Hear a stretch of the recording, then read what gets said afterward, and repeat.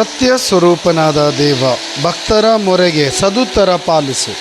ಆಪತ್ತಿನಲ್ಲಿ ಆಶ್ರಯವಿತ್ತ ದೇವ, ಎನ್ನ ಪ್ರಾರ್ಥನೆ ಆಲಿಸು. 4ನೆಯ ಕೀರ್ತನೆ ವಾಕ್ಯ 1.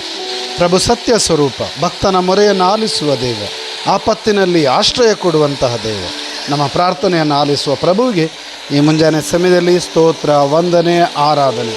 ಮನುಷ್ಯ ಸೃಷ್ಟಿಕರ್ತ ಪ್ರಭು ಯೇಸು, ನಾವು ಮೊರೆ ಇಟ್ಟಾಗ ನಮ್ಮನ್ನು ಕಾದು ರಕ್ಷಿಸುವ ಪ್ರಭು ಯೇಸು, ನಮಗೆ ಕೃಪೆ, ಆಶೀರ್ವಾದ, ವರದಾನ ಕರುಣಿಸುವ ಪ್ರಭುವಿಗೆ ಸ್ತೋತ್ರ, ವಂದನೆ, ಆರಾಧನೆ ಸಲ್ಲಿಸೋಣ.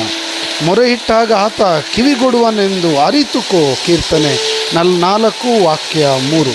ಪ್ರಭು ನಮ್ಮನ್ನು ಕಾಪಾಡಲಿದ್ದಾರೆ, ರಕ್ಷಿಸಲಿದ್ದಾನೆ. ಮುಂಜಾನೆ ಸಮಯದಲ್ಲಿ ಬನ್ನಿರಿ, ಆರಾಧಿಸೋಣ, ಸ್ತುತಿಸೋಣ, ವಂದಿಸೋಣ. Hallelujah, hallelujah. ಪ್ರಭು ಈ ಕ್ಷಣದಲ್ಲಿ ನಿಮ್ಮ ಆತ್ಮರು ನಮ್ಮ ಮೇಲೆ ಇಳಿದು ಬರಲಿ. ಕೃಪೆ, ಆಶೀರ್ವಾದ, ಆರೋಗ್ಯ, ಸೌಖ್ಯ, ವರದಾನ ಕರುಣಿಸಿರಿ. ಇಂದಿನ ದಿನವನ್ನು ಆಶೀರ್ವದಿಸಿರಿ. ಪಿತನ ಸುತನ ಪವಿತ್ರ ಆತ್ಮರ ನಾಮದಲ್ಲಿ.